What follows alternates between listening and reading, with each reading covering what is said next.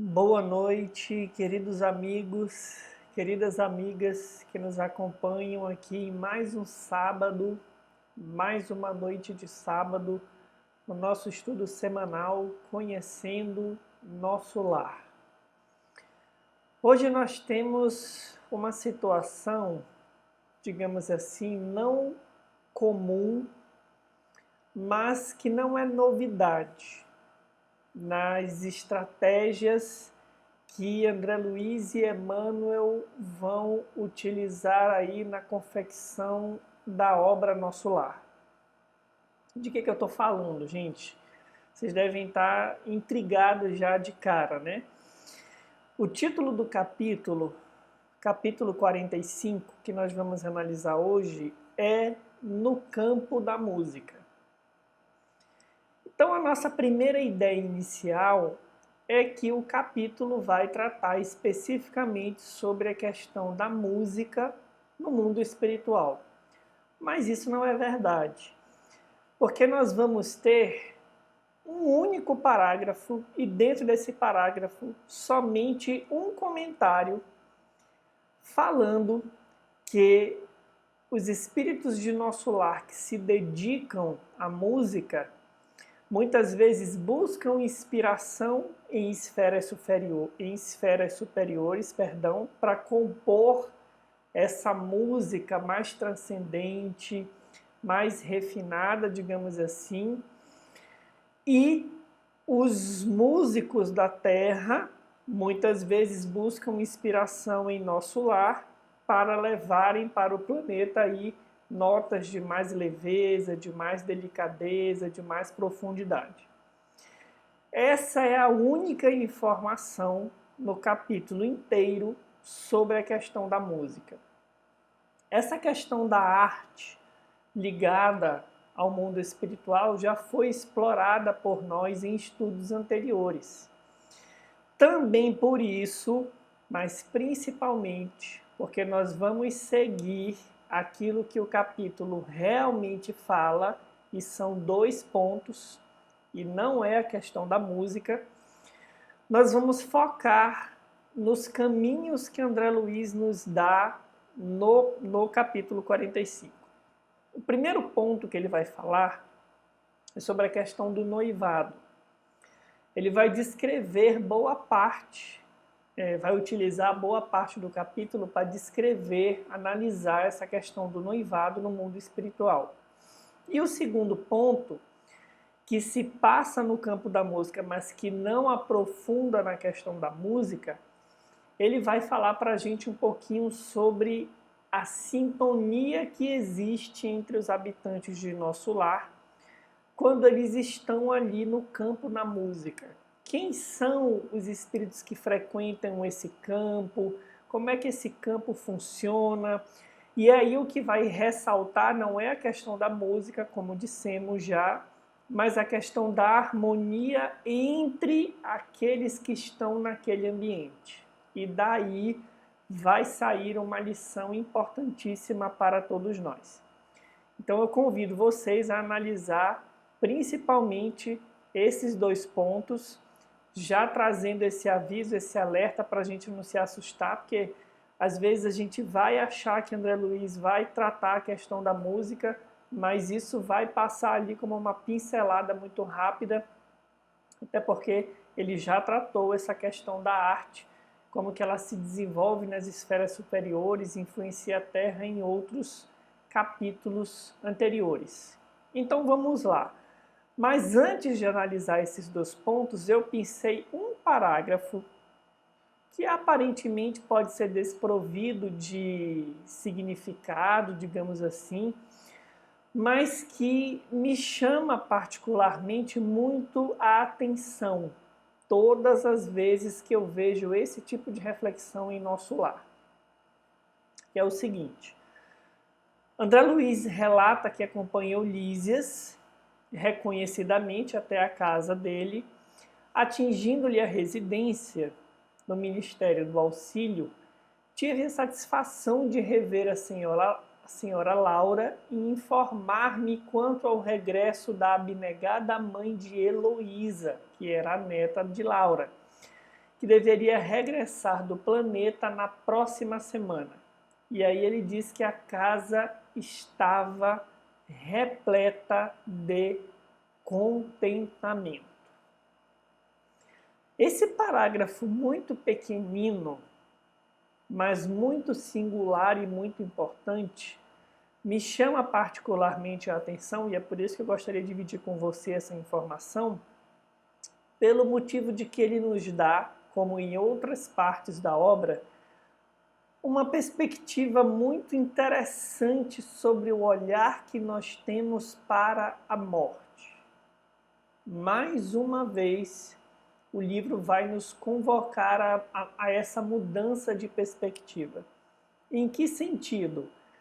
No sentido de que, provavelmente, os parentes da mãe de Heloísa ficarão entristecidos com a partida dela da terra.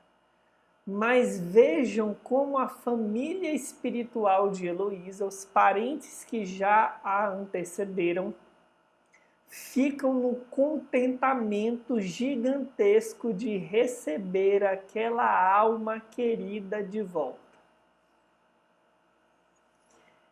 Essa capacidade que o Espiritismo tem no seu aspecto científico, ao nos comprovar essa realidade, e no aspecto filosófico, ao trazer os desdobramentos morais dessa realidade, bem como o aspecto consolador, que daí vai ser consequente, é absolutamente fascinante.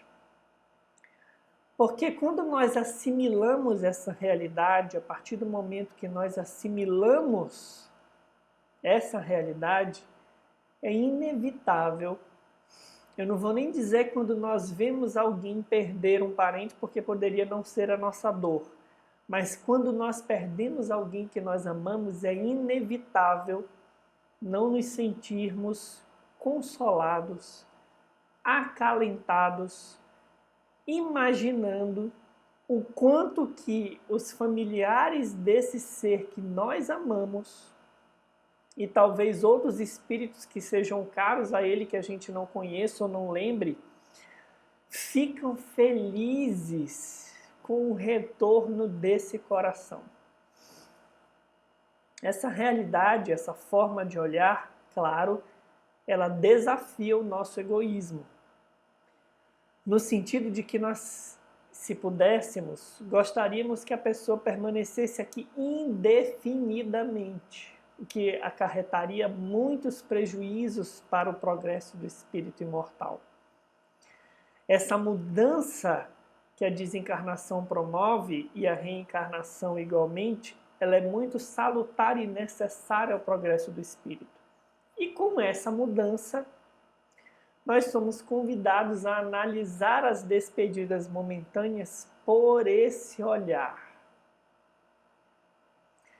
Nos capítulos seguintes, nós vamos ter a oportunidade de ver esse mesmo exercício acompanhando a concretização de um planejamento reencarnatório da senhora Laura e da mãe de André Luiz.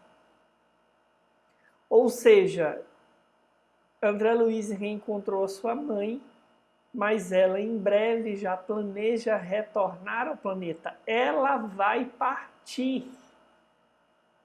Nós usamos essa palavra, né? Quando nos referimos à desencarnação. Fulano partiu. Então, a mãe de André Luiz vai partir do plano espiritual para a Terra. Ele vai ficar um tempo sem ter um contato com ela, sem vê-la. Então, meus amigos, o Espiritismo, ao mesmo tempo que nos dá essa leveza, ele nos convida ao aproveitamento das relações.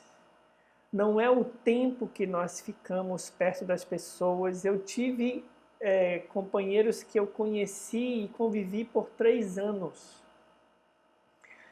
Mas foram almas tão caras que é como se 3 anos foram mais que suficiente para nos alimentar profundamente a alma. É claro, gostaria de viver mais, mas não foi a vontade de Deus, não era o planejamento desse ser que nós amamos. Então, de uma forma geral, essa frase pequenina foi colocada nesse capítulo para nos despertar esse outro olhar.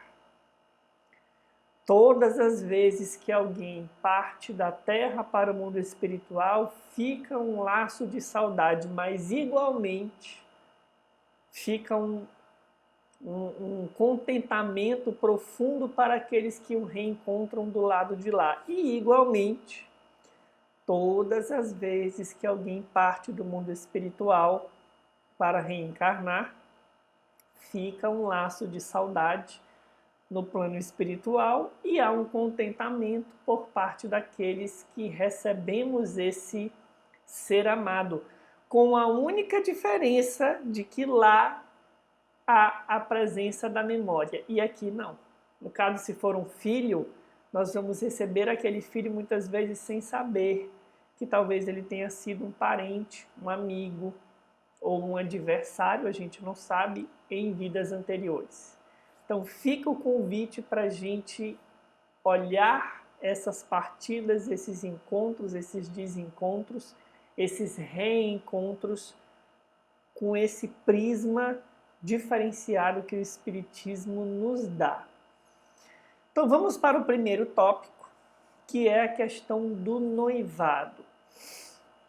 Lísias diz que finalmente André Luiz vai ter a oportunidade de conhecer a sua noiva. E aí, então, André Luiz diz: é curioso, observei intrigado. Encontramos noivados também por aqui? E aí, Lísias vai dizer: como não? Vive o amor sublime no corpo mortal ou na alma eterna?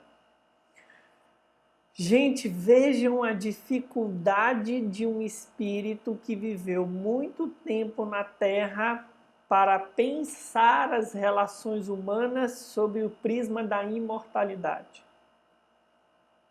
Porque André Luiz continua pensando como se a vida principal fosse a do encarnado e não a vida no mundo espiritual.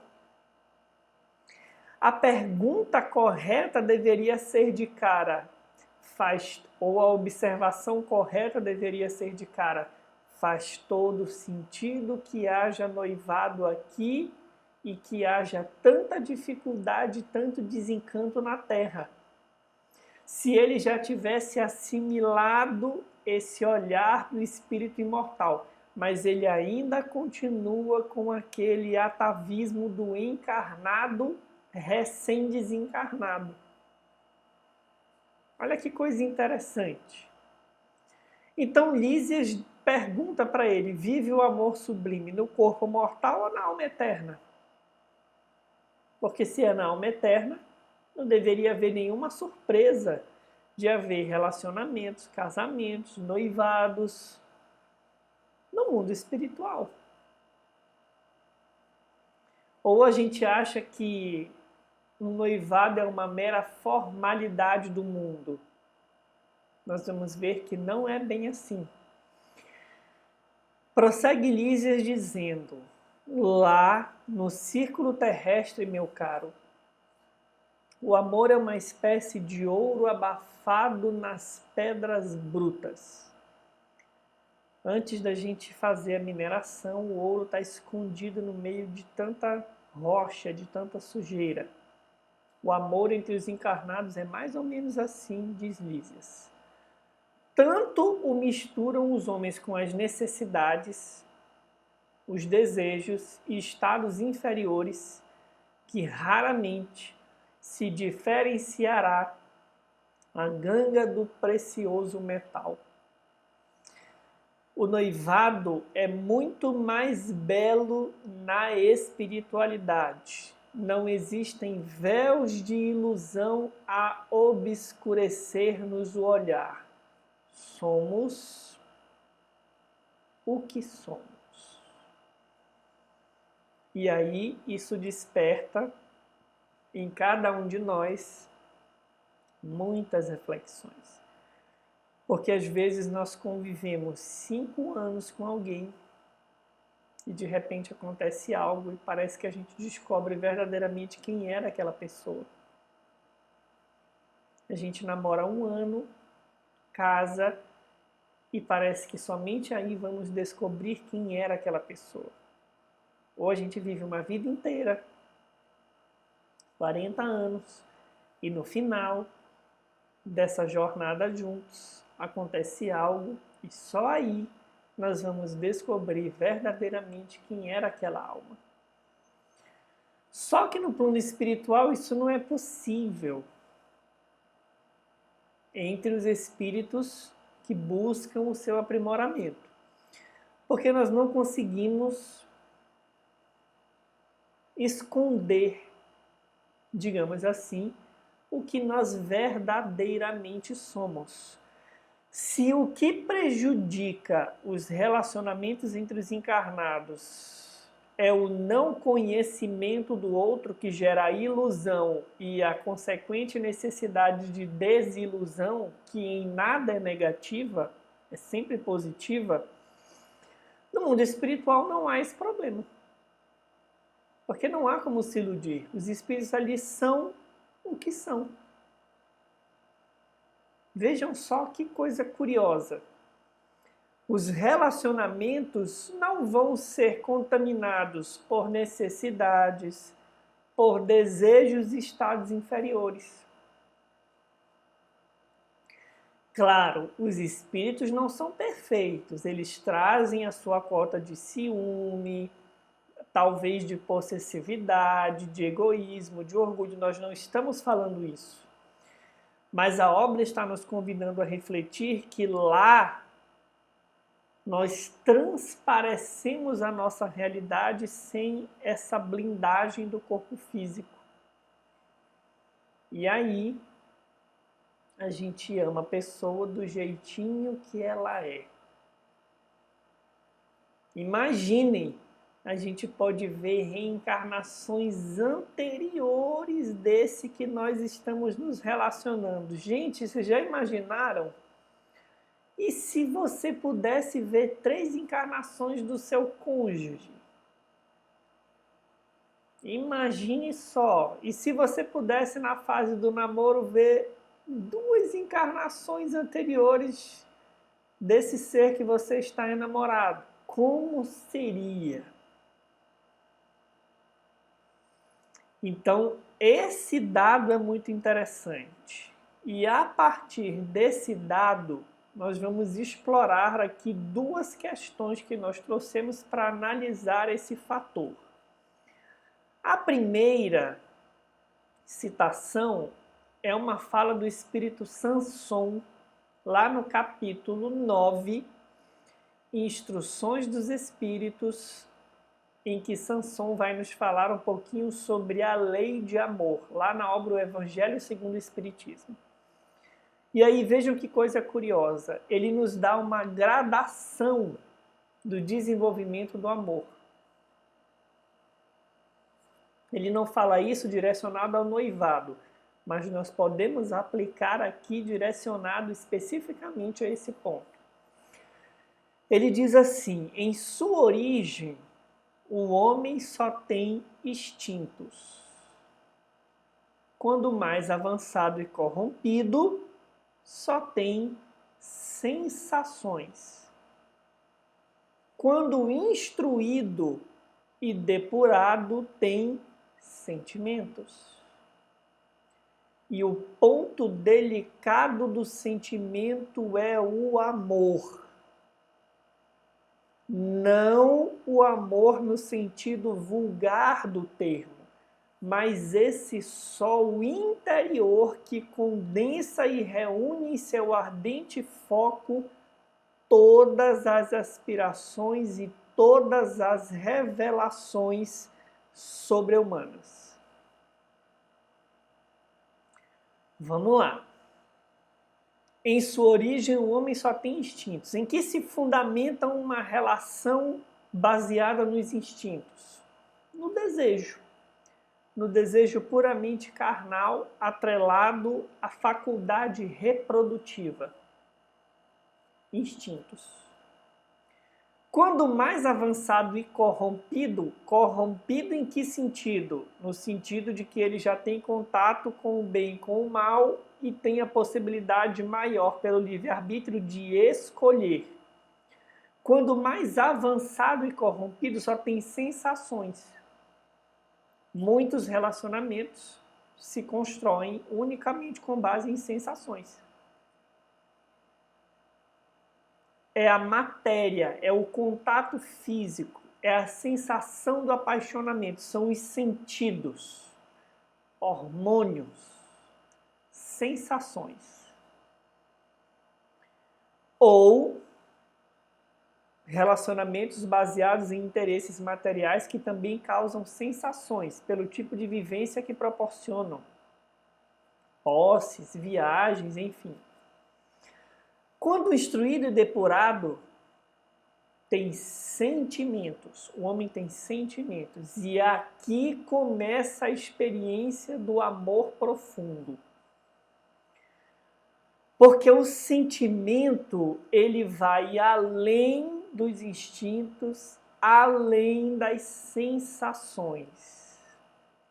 Nós começamos a despertar para vivências de ordem superior.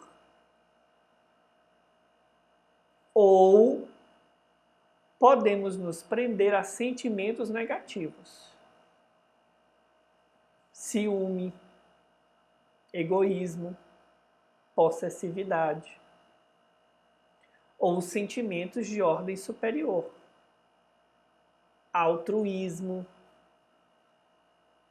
caridade, doação, renúncia. Então, quando chegamos nesse ponto do sentimento, estamos aptos a passar para o ponto delicado do sentimento, que é o amor. Não o amor no sentido vulgar do termo, porque nós chamamos de amor paixão. Então, é possível haver amor à primeira vista? Dificilmente. Há paixão à primeira vista. A não ser que seja um reencontro de almas que já se conhecem, apesar de não se lembrarem de vidas passadas, mas ainda assim, porque não são perfeitas, estão na Terra, terão seus desafios de convivência, pode haver uma ligação ali imediata no primeiro olhar. Mas amor, nesse sentido que Sanson nos traz, esse sol interior que condensa e reúne em seu ardente foco todas as aspirações e revelações sobre-humanas, só a convivência. E às vezes em várias encarnações. É desse amor que Lísias está falando quando se refere ao noivado no mundo espiritual. Não há mais ali enganos, interesses, pode haver ciúme, mas o contexto obriga ou convida o espírito, obriga não, convida, convoca o espírito para trabalhar esse ciúme. Se há apego, o espírito é convocado a trabalhar esse apego. Esses sentimentos de ordem inferior vão sendo depurados e vão sendo transformados em sentimentos de ordem superior. Eu trouxe esse ponto para que nós possamos usar essa gradação para analisar os nossos relacionamentos. E agora? Instinto, sensação, sentimento, ou já estamos caminhando dentro do sentimento para o amor nesse sentido superior? Mais curioso ainda, às vezes caminhar para o amor nesse sentido superior não é ser amado como nós imaginamos. Olha que coisa curiosa, como vai embolando o padrão de informação que nós trazemos a respeito do amor.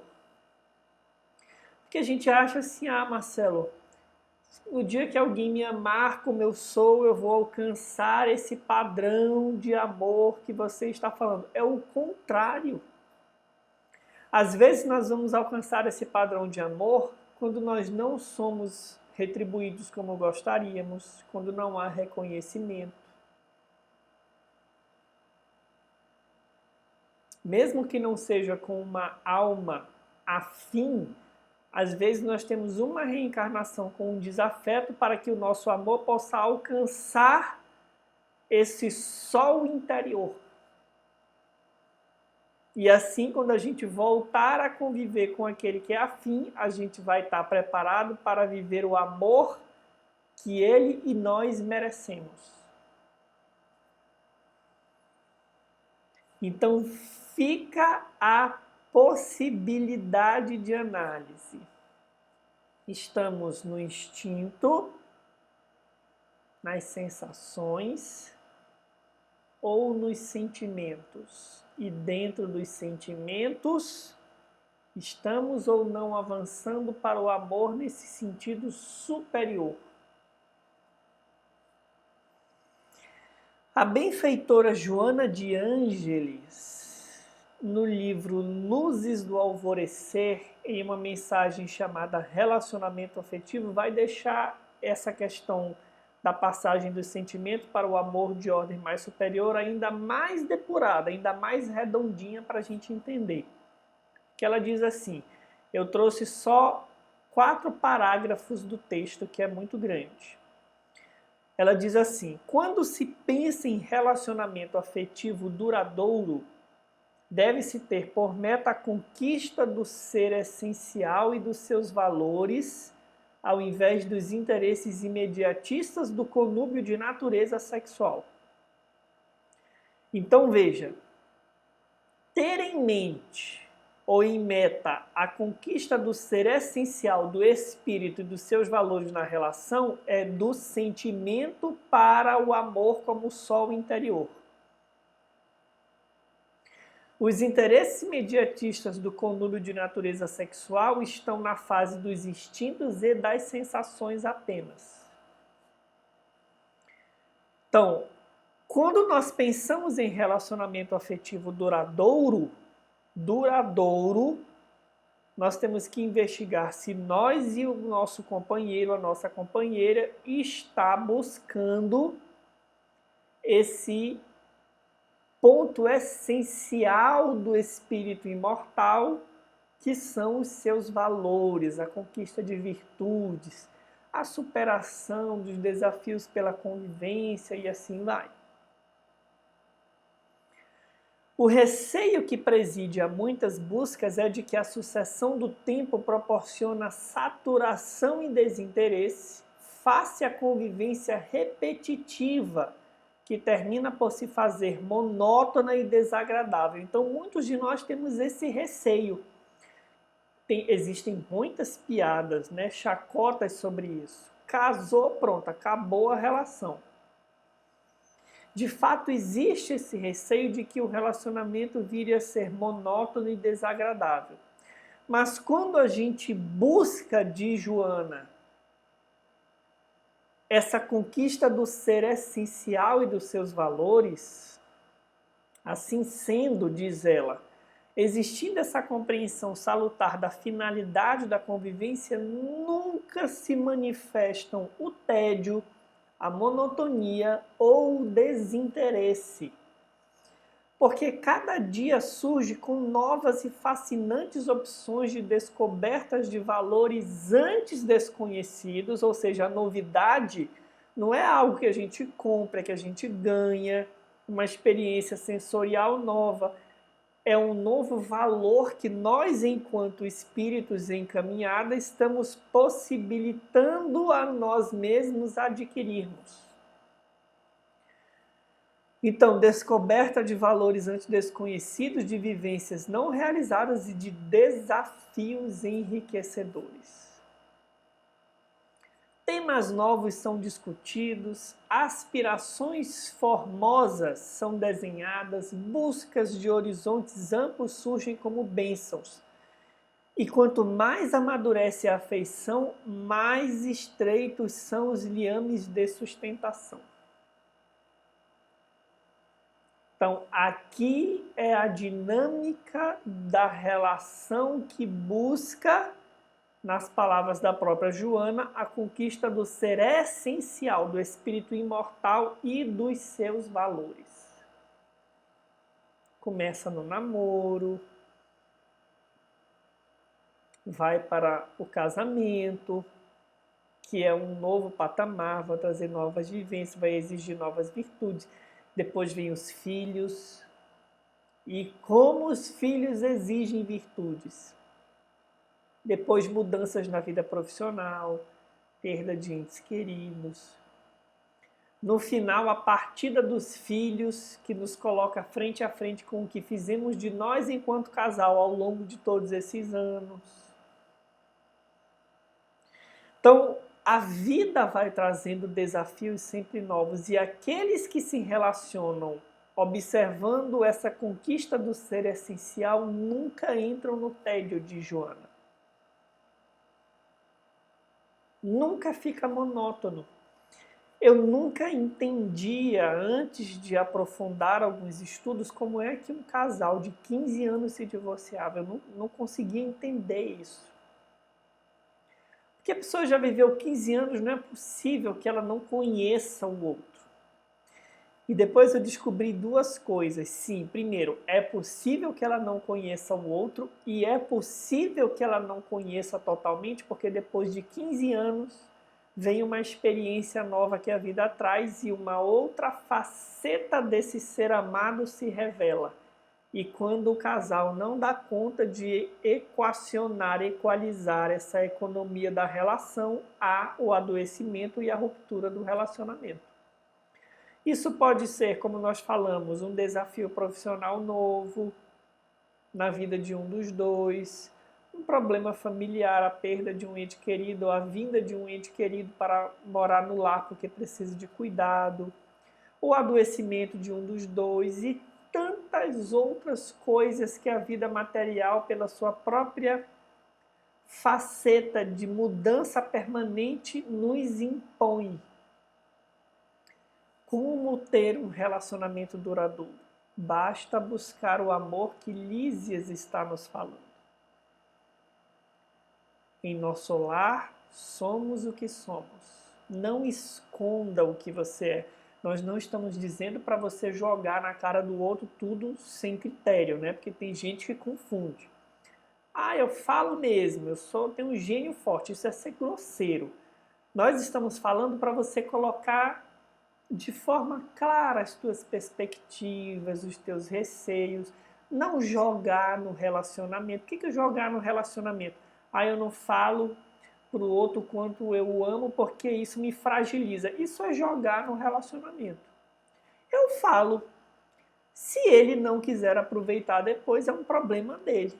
Eu continuarei feliz, porque me amo o suficiente e me possuo o suficiente para que eu possa me dar de forma equilibrada no relacionamento.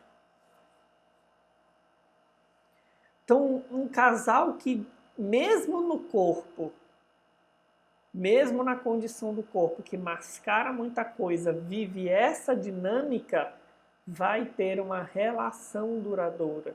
Porque são dois espíritos encarnados, mas espíritos conscientes da sua realidade, que vão viver as aventuras de uma relação a dois, de uma conjugalidade, se descobrindo a si mesmos, se renovando, conquistando virtudes. E tudo isso é fantástico. Se o seu cônjuge não é espírita, não compartilha dessa visão, mas você o ama, aproveite para desenvolver em você essa relação. Ou ele pode não ser espírita, mas compartilhar dessa visão de conjugalidade, porque não precisa ser espírita. Tem muitos encarnados que não são espíritas, mas têm essa lucidez de olhar para o que é essencial. E cada um de nós vai ter seu desafio, a sua dinâmica, que corresponde à nossa necessidade de aprendizado. Qualquer dúvida sobre essa questão, qualquer troca aí de experiência, já deixa aí nos comentários que a gente vai levar lá para a nossa live. Então vamos para o segundo e último ponto que esse capítulo vai nos trazer, que é aquela questão que nós falamos da harmonia entre os que estão presentes ali no campo da música. O que isso vai nos ensinar? A narrativa de André Luiz nos diz o seguinte: não somente os pares afetuosos demoravam nas estradas floridas. Grupos de senhoras e cavalheiros entretinham-se em animada conversação valiosa e construtiva. Não obstante sentir-me sinceramente humilhado pela minha insignificância ante aquela aglomeração seletíssima, experimentava a mensagem silenciosa de simpatia no olhar de quantos me defrontavam. Ouvia frases soltas relativamente aos círculos carnais e, contudo, em nenhuma palestra notei o mais ligeiro laivo de malícia ou de acusação aos homens. Lembram naquele capítulo que nós estudamos a respeito do conflito da Segunda Guerra Mundial, que André Luiz ouviu algumas conversas e eram as coisas mais absurdas? Uma das senhoras não queria que o marido morresse na guerra porque ele iria procurá-la no mundo espiritual. Então vejam a diferença aqui dos espíritos que frequentam esse campo da música. Mesmo quando eles se referem aos encarnados, aos círculos carnais, não há o mais ligeiro laivo de malícia ou de acusação aos homens. Discutia-se o amor, a cultura intelectual, a pesquisa científica, a filosofia edificante. Mas todos os comentários tendiam à esfera elevada do auxílio mútuo sem qualquer atrito de opinião. Observei que ali o mais sábio restringia as vibrações de seu poder intelectual, ao passo que os menos instruídos elevavam, quanto possível, a capacidade de compreensão para absorver as dádivas do conhecimento superior. Em palestras numerosas, recolhia referências a Jesus e ao Evangelho. E, no entanto, isso aqui é maravilhoso, é fabuloso. Eu peço que você guarde esse trecho, que nós vamos encerrar com ele. O que mais me impressionava era a nota de alegria reinante em todas as conversações que falavam de Jesus. Ninguém recordava o mestre com as vibrações negativas da tristeza inútil ou do injustificável desalento. Aqui André Luiz está dando um recado para a gente. Nós, os encarnados, costumamos procurar ou falar de Jesus sempre em meio a sofrimentos. Ou nos referimos a ele como alguém que muito sofreu, e o cristão como alguém que muito sofre. Principalmente nós espíritas, né, que falamos da lei de causa e efeito. Então, olha que coisa interessante. Ninguém recordava o mestre com as vibrações negativas da tristeza inútil ou do injustificável desalento. Jesus era lembrado por todos como o supremo orientador das organizações terrenas, visíveis e invisíveis, cheio de compreensão e bondade, mas também consciente da energia e da vigilância necessárias à preservação da ordem e da justiça. Maravilhosa essa forma de ver e falar de Jesus. Aquela sociedade, ficou repetida aqui, a gente pede perdão, otimista, encantava-me. Diante dos olhos, tinha concretizadas as esperanças de grande número dos pensadores verdadeiramente nobres da terra. Como assim? André Luiz está falando aqui de todos os filósofos que pensaram na sociedade humana redimida, convivendo em paz. A gente tem ali o período do Iluminismo, do Renascimento, da Revolução Francesa, mas isso já vem desde a filosofia grega. Então André Luiz viu ali uma ponta dessa humanidade regenerada. É por isso que eu falava para vocês que os dois temas desse capítulo não são sobre a música no mundo espiritual.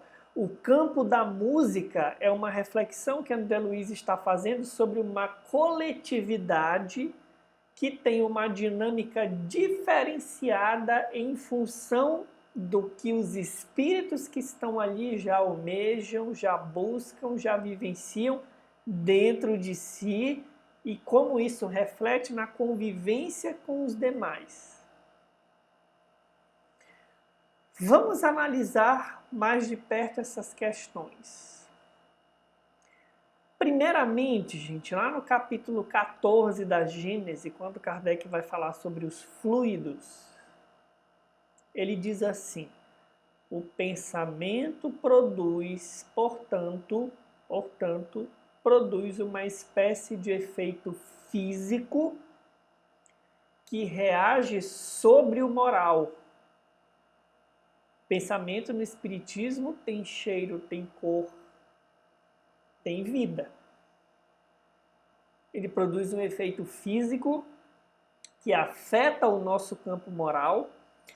Fato esse que só o espiritismo podia tornar compreensível. O homem o sente, o homem encarnado o sente instintivamente, esse efeito do pensamento sobre a moral, visto que procura as reuniões homogêneas e simpáticas.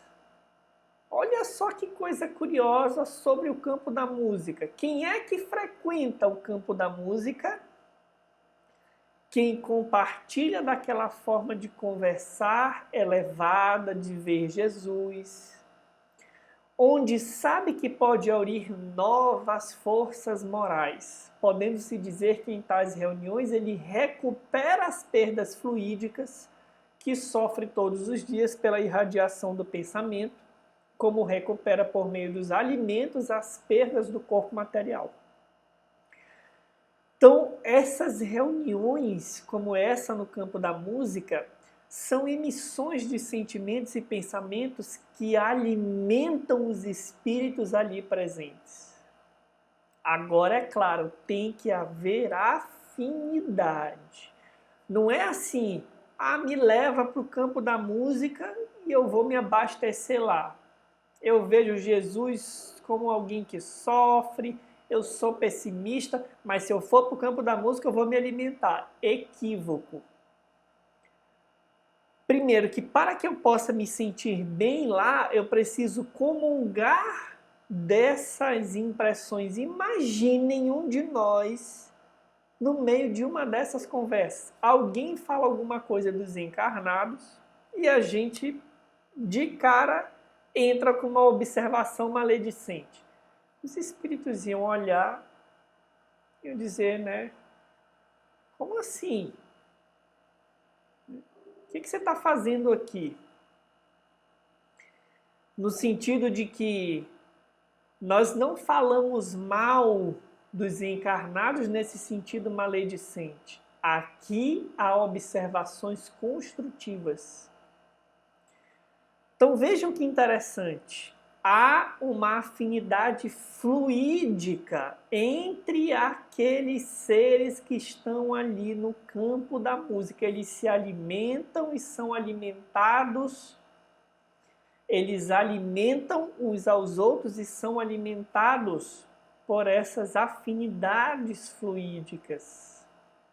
Esse é o primeiro ponto desse segundo ponto referencial que nós estamos analisando do capítulo, que eu gostaria de trazer. O segundo é Emmanuel, que nos fala lá na obra O Consolador.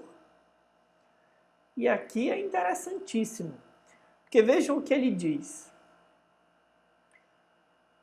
Quando eu desencarnar, como é que eu sei se eu vou para um lugar desse ou ou se eu vou para zonas inferiores, umbral ou regiões de trevas, como nós vimos no capítulo passado. E aí, Marcelo, como é que fica a minha situação? Eu não tenho como dizer, mas a partir das pistas que Emmanuel nos dá, cada um de nós podemos descobrir.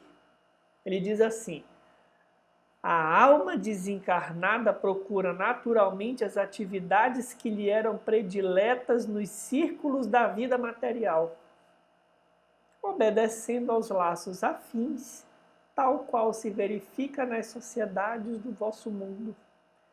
Meu caro, minha cara, o que você gosta de fazer? É isso que você vai buscar no mundo espiritual. Se você gosta de fazer aquela ligação, frequentar a casa dos amigos para fazer aquela fofoca, é isso que você vai buscar no mundo espiritual. Se você gosta de ir ao centro espírita, se doar, trabalhar, aprender, é isso que você vai buscar no mundo espiritual. Se você gosta de sair para aquela balada, é isso que você vai buscar no mundo espiritual. A alma desencarnada procura naturalmente, atenção, naturalmente, as atividades que lhe eram prediletas nos ciclos da vida material. Afinidades fluídicas. As vossas cidades não se encontram repletas de associações, grêmios, de classes inteiras que se reúnem e se sindicalizam para determinados fins, conjugando idênticos interesses de vários indivíduos? Aí não se abraçam os agiotas, os políticos, os comerciantes, os sacerdotes, objetivando cada grupo a defesa dos seus interesses próprios? Pois então, o homem desencarnado procura ansiosamente, no espaço, as aglomerações afins com o seu pensamento, de modo a continuar o mesmo gênero de vida abandonado na Terra. Mas, tratando-se de criaturas apaixonadas e viciosas, a sua mente reencontrará as obsessões de materialidade, quais as do dinheiro, do álcool e etc. Obsessões que se tornam o seu martírio moral de cada hora nas esferas mais próximas da Terra, umbral. Daí a necessidade, diz Emmanuel, de encararmos todas as nossas atividades no mundo como a tarefa de preparação para a vida espiritual. Isso aqui é absolutamente fantástico. Esse convite é a principal lição desse capítulo, ao lado daquela para avaliarmos as motivações das nossas relações. Daí a necessidade de encararmos todas as nossas atividades no mundo como a tarefa de preparação para a vida espiritual. Gente, não existe em espiritismo esse negócio de vivo na semana, no trabalho, na família, no lazer. Domingo eu vou ao centro espírita, que é a minha religião. Pago lá um tanto de palestra, de passe, água magnetizada e vou embora. E volto para o mundo. Na doutrina espírita, a nossa vida é o nosso templo. O nosso coração é o nosso templo. O centro espírita vai apenas nos auxiliar. Então, a minha profissão, a minha família, as minhas relações de amizade, o meu lazer, são atividades no mundo que me preparam para a vida espiritual. Lembram que André Luiz e Emmanuel dizem: espiritismo sim, espiritualismo também, mas o que o homem precisa desenvolver é a sua espiritualidade. Espiritualidade é isso. Eu estar lá no meu trabalho, no meio do caos, sendo cobrado, instigado a ser maledicente, a fazer o mal, recuar e pensar como espírito imortal. Peraí, o que eu vou fazer aqui? O meu trabalho está me preparando para a vida espiritual. Eu estar no meu círculo de amizades, me divertindo, sorrindo, claro, somos humanos, lazer, mas de repente alguém vem com uma piada mais pesada, um comentário mais infeliz, uma atividade não tão edificante e a gente dizer isso não é para mim. Para não ser desagradável, não é que a gente vai bancar, né, o superior, mas a gente pelo menos se recolhe e silencia. Aquilo não é para gente. O meu lazer está me preparando para a vida espiritual. Sendo indispensável a nossa felicidade, além de ser puro, que tenhamos um coração sempre puro. Então, os habitantes de nosso lar que frequentam o campo da música são seres que escolheram se esforçar para ter um coração sempre puro.